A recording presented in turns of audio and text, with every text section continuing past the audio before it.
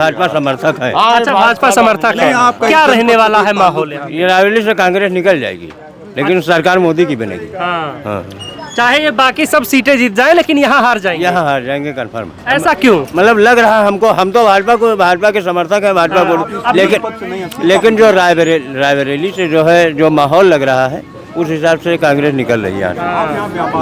अच्छा, रहते तो यहीं पे हैं? हाँ, रहते लगभग यही है।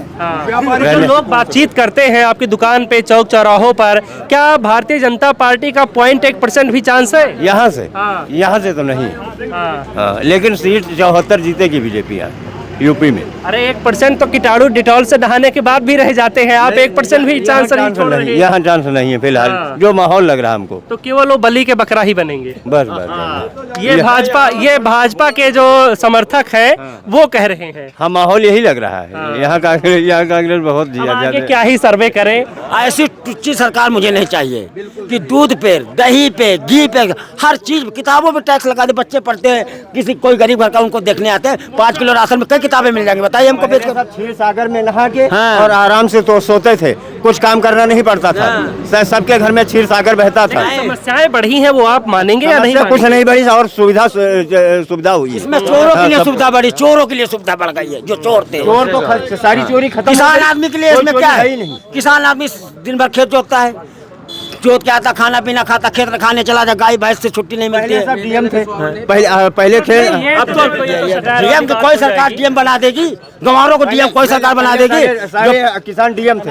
अमेठी से तो स्मृति रानी जीत रही, सब लोग कह रहे हैं। हाँ, अगर वो एक बार रायबरेली आ जाए तो उनको अपनी हैसियत का पता चल जाएगा कि राजनीति कहाँ शुरू होती है, कहाँ अंत होती है। अच्छा, अगर मोदी जी आकर के यहाँ से चुनाव लड़ जाए तो जीतेंगे? जनता लड़ रही चुनाव, राहुल गांधी नहीं लड़ रहे हैं। राहुल गांधी नहीं, वो अपने घर जाए बैठे दिल्ली में। दिल्ली में जाके बैठ जाए तब भी जीत जाएंगे। हम चुनाव लड़ेंगे, हम जिता के देंगे। रायबरेली में चुनाव की चमक अब तेज हो गई है, और ये चमक इतनी तेज हो गई है कि राहुल गांधी का नाम लेते ही जो भाजपाई हैं उनकी आंखें जो है चकाचौंध हो जाती है, उन्हें सामने कुछ दिखाई नहीं देता है। ये हम इसलिए कह पा रहे हैं क्योंकि हमने पूरा रायबरेली क्षेत्र ज्यादा से ज्यादा हिस्सा घूमा है, और हर जगह एक ही आंधी, एक ही तूफान दिखाई दे रहा है, वो है राहुल गांधी का। बेशक और जगहों पर भारतीय जनता पार्टी और उनके सांसद जो प्रत्याशी हैं वो भारी पड़ रहे होंगे, लेकिन रायबरेली की जो जनता है वो पूरा मूड बना चुकी है। मूड क्या बनाया है जनता ने, इन्हीं से जानने की कोशिश करते हैं। तो ये बताइए कि रायबरेली में क्या कह रहे हैं इस बार के लोग जो हैं? रायबरेली में अब की बार राहुल गांधी जीतेंगे। हम कैसे मान लें? क्योंकि ये जनता लड़ रही चुनाव, राहुल गांधी नहीं लड़ रहे हैं। राहुल गांधी नहीं, वो अपने घर जाए बैठे दिल्ली में। दिल्ली में जाके बैठ जाए तब भी जीत जाएंगे। हम चुनाव लड़ेंगे, हम जिता के देंगे। अरे बहुत बड़ी बात कह रहे हैं आप। बहुत बड़ी बात करें, ना जीते तो फिर बताना मुझे। बिना प्रचार के कोई नेता जीतता नहीं। राहुल गांधी बिना प्रचार के जीतेंगे। 4000 किलोमीटर इसीलिए चले हो। हाँ। हर आदमी के दर्द दुख को समझा है, इसीलिए वो जीतेंगे। दिल्ली बैठ जाए, एसी में बैठे रहे, तब ऐसे में बैठे रहे, हम लोग चुनाव जीत के उनको रिजल्ट सर्टिफिकेट पहुंचा देंगे। आपने कहा इतना चले हैं उसी का असर है। हाँ। लेकिन भारतीय जनता पार्टी तो कह रही थी कि चाहे जितना चल ले, हाँ, कोई फर्क नहीं वो पड़ेगा। कहते रहेंगे, वो कहा बहुत ज्यादा रोक आके आधे तक पहुंच पाएंगे। अरे मोदी जी तो कह रहे हैं शहजादे देश को डुबा देंगे। को मोदी जी? अरे मोदी जी, वो अखिलेश यादव को तो भी यही कहते हैं। हाँ। अखिलेश यादव ने जो कर दिया है कोई कर पाया तक योगी ने? योगी जी तो दावा करते हैं कि हमारी सरकार में सबसे बढ़िया सुशासन की सरकार है और 1 नंबर का काम हो रहा है। अच्छा, शासन बहुत अच्छा, हम भूखन मरे तो क्या फायदा? शासन बहुत अच्छा है बीजेपी का, हम भूखन मर रहे हैं। भूखन काहे? राशन दे नहीं रही सरकार। हाँ, राशन होता तो बजड़ा बांटती, गेहूं देती, बजड़ा। इसके जानवर नहीं खाते हमारे लोगों के आगे। मध्यम वर्ग का। अच्छा दादा, पूरा रायबरेली जो है वो एक तरफा हो गया है। वो भैया कांग्रेस में होगा। ये नौकरियों की बात करते हैं कि भाई नौकरी भी दी जा रही सरकार। अरे जब तुम पढ़ाई नहीं करवा पा रहे हो, नौकरी का दे हो? एक कोई स्कूल खुला हुआ, कॉलेज खुला हुआ, इनका देने को बताओ। अच्छा, मोदी जी मंच से सबको, पूरे देश को ये कह करके डरा रहे हैं या सच्चाई बता रहे हैं, वो आप बताइए कि अगर कांग्रेस आ जाती है तो जितना भी धन है वो सब मुसलमानों में बांट दिया जाएगा। अरे मुसलमान का अब तक नहीं बांट दिया, बांटने हैं का? अब तक तो नहीं मुसलमान में बटा है। अरे सबको हक है, सबको। अगर बीजेपी ये बात कहती है तो मुसलमानों को राशन क्यों देती है? मुसलमानों के 10-10 लड़के सबसे ज्यादा राशन हो पाते हैं, फायदा उनका होता है कि हिंदुओं को होता है? बताइए हमको। तो हिंदुओं के लिए कुछ नहीं किया इन्होंने? हिंदुओं के लिए 2 लड़के हैं 15 किलो राशन मिलेगा। और सलाम भाई के हमारे यहाँ 14 लड़के हैं, 14 पंच 70 किलो राशन पाएंगे। 1 क्विंटल 40 किलो महीना में हो गया। वो राजा बनेंगे, हम बनेंगे। बताइए। तो हिंदुओं के लिए राम मंदिर भी तो बनवा दिया। अरे राम मंदिर भी बनवा दी का? वो बनवा दी ना राम मंदिर, आप बताइए। पूरा जो राजनीति है इसी पे चल रहा है, राम मंदिर पे। राम मंदिर ये जनता नहीं, राम मंदिर पे नहीं है चल रही है। उनकी सोच है कि मैंने मंदिर बनवा दिया तो जनता हमारे तरफ झुक जाएगी। मंदिर तो हमारे बाबा आजाद जब वहाँ कुछ नहीं था तब जाते थे, दर्शन करते थे, अयोध्या आते थे, परिक्रमा करते थे। मोदी के कहने से हम लोग नहीं जानते हैं। बीजेपी नेता ये कहते हैं कि तमाम सारे किसान जिनको हमने पैसा दिया है 2-2 हजार खाते में जा रहा है, वो हमारे साथ नमक हरामी नहीं करेंगे। सब करेंगे। 2000 से किसी का पेट पालन पोषण हो जाए तो बताइए हमको। 2000 से पालन पोषण नहीं हो सकता है। 2000 से क्या होगा? 2000 नील गाय खेत चल रही हैं, गैया बछुआ वो परेशान करे हैं। 2000 से कुछ नहीं होगा। वैसे भैया वैसे मतलब 1.5 बीघा जमीन है, 1.5 बीघा जमीन मिल गया है। पूरा खाने बताओ, गेहूँ बताओ, खाए नहीं पूरा बड़ा बताओ, मोल एक बारी बताओ, राशन भी नहीं मिलता हमको, कैसे खाएंगे बताओ। मोदी जी कहते हैं कि डरो मत लड़ो कहने वाले खुद डर कर भाग गए अमेठी से। अमेठी तो शर्मा जी की है, इस्मत रानी से पूछिए। वो सब एक कहने में कोई आने वाला नहीं उनकी झूठी बातों में। 13 रुपया किलो शक्कर बटुआ होता है, वो नहीं मिला। दाल बट रही है, अर्रिक मिला चाहे 150 रुपया किलो अर्रिक बिक रहा है, 50 रुपया मटर चना का बिक रही है। अमेठी से तो स्मृति रानी जीत रही सब लोग कह रहे हैं। हाँ, अगर वो एक बार रायबरेली आ जाए तो उनको अपनी हैसियत का पता चल जाएगा कि राजनीति कहाँ शुरू होती है, कहाँ शांत होती है। अच्छा, अगर मोदी जी आकर के यहाँ से चुनाव लड़ जाए तो जीतेंगे नहीं? वो नहीं आएंगे, वो आएंगे नहीं भविष्य में, कभी नहीं आएंगे। अगर इस समय आ जाएंगे, इस समय रायबरेली आ जाएंगे मोदी जी तो चुनाव हार जाएंगे। बड़ा नेता बड़े नेता के सामने कभी नहीं लड़ता है, चुनाव हार जाएंगे। हम लोगों को बेवकूफ बनाने की बातें हैं। समाजवादी पार्टी वो अखिलेश यादव पढ़ा लिखा था नेता, उसने 100 नंबर चलाया, पुलिस एम्बुलेंस 108 नंबर, कम से कम कोई कहा ही रहा है। गरीब आदमी के पास साधन नहीं ना, देहात में 14 किलोमीटर रायबरेली दूर पड़ा है, तुरंत जो है पहुंच जाती है। कम से कम कहीं बदमाश लगा है, हमको रास्ते में लूट रहा है तो कम से कम 100 नंबर का तो सहारा आ जाए। ये अखिलेश यादव के देन है। योगी जी तो कह रहे हैं कि जितने भी माफिया थे, गुंडे थे, वो सब सपा सरकार में थे। इसमें धीरे धीरे करके सबका किला जो है ढहाया जा रहा है। उनकी अपनी लिस्ट है, वो उनकी अपनी लिस्ट है। उनके अपने टारगेट पे जो थे वो हो सकता है कि उनका व्यक्तिगत जो उनके वर्चस्व की लड़ाई में आड़े आ रहे थे, हमें लगता है उन्हीं को टारगेट किया गया है ना। और जिसमें ये भी कह सकते हैं कि विशेष समुदाय को, एक विशेष भाई समुदाय मायावती के जमाने में नहीं तो धुआं मारा गया क्या? ये क्या कोई बड़ी गया कर दिया क्या? जो बदमाशी चोरी करे वही मारा जाएगा? विकास दुबे को नहीं मार दिया अपराधी क्या? का कोई जाति धर्म या वर्ग या संप्रदाय नहीं होता।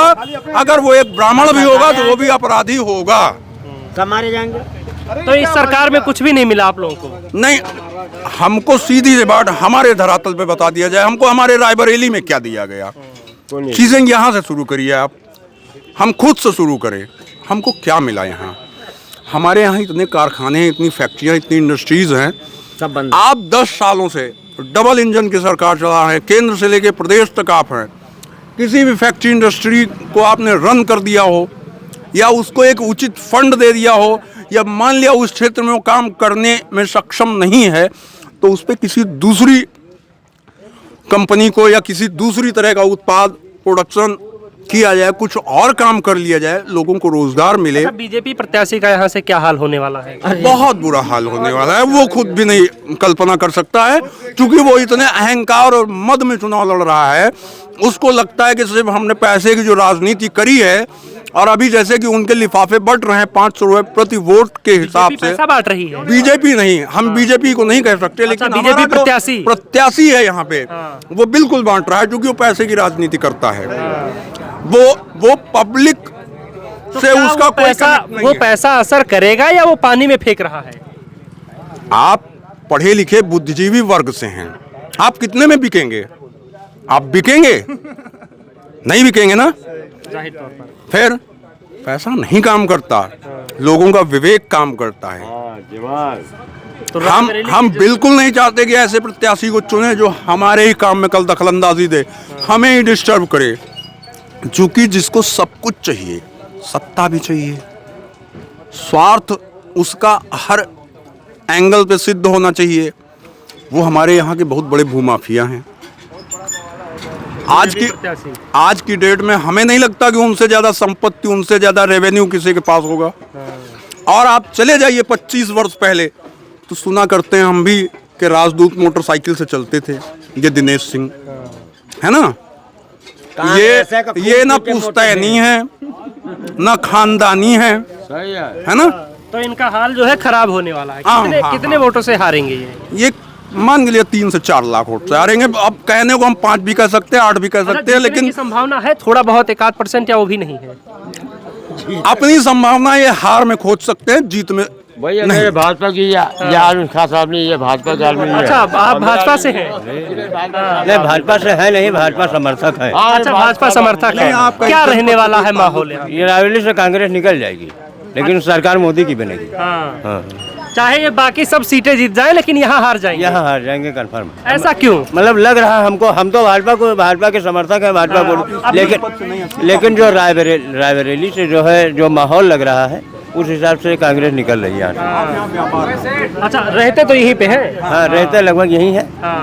जो लोग बातचीत करते हैं आपकी दुकान पे, चौक चौराहों पर, क्या भारतीय जनता पार्टी का 0.1% भी चांस है? यहाँ से तो नहीं। हाँ, लेकिन सीट 74 जीतेगी बीजेपी यहाँ यूपी में। अरे 1% तो कीटाणु डिटॉल से नहाने के बाद भी रह जाते हैं, आप 1% भी चांस नहीं छोड़ रहे हैं। यहाँ चांस नहीं है फिलहाल, जो माहौल लग रहा है हमको। तो केवल वो बलि के बकरा ही बनेंगे। बस। ये भाजपा के जो समर्थक है वो कह रहे हैं। हाँ, माहौल यही लग रहा है। यहाँ कांग्रेस बहुत आगे क्या ही सर्वे करें। जब बताइए, हमारे बड़े भाई भारतीय जनता पार्टी के जो समर्थक हैं, उन्होंने साफ साफ ये कह दिया है कि चाहे ये बाकी सारी सीटें जीत जाए, लेकिन रायबरेली से ये चुनाव नहीं जीतेंगे। और एक दावा किया जाता है टीवी के ऐड में, तमाम सारे जो कीटाणु मारने वाले प्रोडक्ट है उसमें, कि 99.9% वहां भी 0.1% की गुंजाइश रह जाती है। भाई साहब ने ये कह दिया कि यहाँ तो 0.1% की भी गुंजाइश नहीं है कि भारतीय जनता पार्टी जीत जाए। क्या मैं सही कह रहा हूँ? सही कह रहे। चलिए, तो फिर यहाँ पर और भी लोग हैं, इनसे भी थोड़ा सा बातचीत कर लेते हैं। आप बताइए, अब वैसे तो मुझे लगता नहीं कि सर्वे करने की कुछ जरूरत है, फिर भी ये बताइए कि मुद्दे क्या होने चाहिए? मुद्दे भैया, ये सरकार जो है कांग्रेस की हमारे यहाँ बन रही है। कारण क्या, जो ये भाजपा सरकार है केवल झूठे वादे करती है। बच्चों को बोलती है कि रोजगार देंगे, उसके बाद पेपर लीक हो जाता है। ये सरकार सिर्फ सरकार के बारे में हम आपको बताएं। जी जी बिल्कुल। पहले व्यापार जब होता था, व्यापारी आज किस कंडीशन से सुखी है। पहले व्यापार होता था, जिनका जो बाहुबली व्यापारी थे, जिनके पास पैसा ज़्यादा था, बिहार से पेपर मंगवा के, वहाँ केवल जो है मंडी शुल्क था 2.5%, यहाँ 4% चावल पे टैक्स था। बिहार से पेपर मंगवा के यहाँ से लगा के गुजरात भेज देते थे। आज जीएसटी पूरे देश में लागू हो गई। जो जीएसटी बिहार में है, जो बंगाल में है, वही यूपी में। छोटा व्यापारी वो भी लाभ कमा रहा, बड़ा व्यापारी वो भी लाभ कमा रहा। सारे व्यापारी सुखी हैं। मोदी सरकार जो कहती है वही करती है। छोटा हल्का फुल्का जो कमी रह जाती है वो सबसे रह जाती। अच्छा, एक दावा ये किया जाता है विपक्ष के द्वारा कि जीएसटी ने व्यापारियों की कब्र तोड़ दी। हालांकि यहाँ पर एक कांग्रेसी भी हैं, इनसे भी हम बात कर लेते हैं कि आपने जो कहा सहमत है नहीं? ऐसी टुच्ची सरकार पहली बार बनी है। खाने पीने वाली चीज पे इसने टैक्स लगा दिया। दूध पे टैक्स पहली बार आप सर्वे जहाँ पर सर्वे कर रहे हैं, यहाँ प्रियंका गांधी की अभी रैली होके गई नहीं, यहाँ पर अधिकतर समर्थक जो है, उनकी भी बातें सुनिए जी। ऐसी टुच्ची सरकार मुझे नहीं चाहिए कि दूध पे, दही पे, घी पे, हर चीज, किताबों पे टैक्स लगा दे। बच्चे पढ़ते हैं, किसी कोई गरीब घर का उनको देखने आते हैं, 5 किलो राशन में कई किताबें मिल जाएंगी, बताइए हमको बेच कर। क्षीर सागर में नहा के हाँ। और आराम से तो सोते थे, कुछ काम करना नहीं पड़ता था। सबके घर में क्षीर सागर बहता था। समस्याएं बढ़ी हैं, वो आप मानेंगे या नहीं? कुछ नहीं बढ़ी, और सुविधा हुई। इसमें चोरों के लिए सुविधा बढ़ी, चोरों के लिए सुविधा बढ़ गई है। जो चोर थे, चोर तो सारी चोरी खत्म। किसान आदमी के लिए इसमें क्या है? किसान आदमी दिन भर खेत जोतता है, जोत के आता, खाना पीना खाता, खेत में खाने चला जा, गाय भैंस से छुट्टी नहीं मिलती है। डीएम थे पहले थे। अब तो डीएम को कोई सरकार डीएम बना देगी, गंवारों को डीएम कोई सरकार बना देगी। सारे किसान डीएम थे। नहीं डीएम नहीं थे तो आईएएस नहीं थे यहाँ तो पहले किसान आपस थे। में कोई डिबेट न करिए आप। चलिए। ये एक चौराहा है जी। एक ट्रे से उठा के 2 कप हम लोग आपस में चाय पीते हैं सुबह शाम। ये चुनाव आते जाते रहेंगे। सही बात है। यहाँ हम और आप नजर आएंगे एक लेकिन साथ। ऐसी सरकार पहली बार देखा जो दूध पे टैक्स, किताबों पे टैक्स, कापियों पे टैक्स, बताइए इससे बढ़िया। ठीक है, बहुत बहुत धन्यवाद बातचीत के लिए। कई सारी समस्याएं जब हम जाते हैं तो लोग बाग बताते हैं, सबसे जरूरी चीज जो होती है किसी के लिए वो होती है शिक्षा। उस पर भी इस सरकार में कई सारे सवाल उठाए जाते हैं। दूसरा है रोजगार, इस मामले में सरकार विफल है।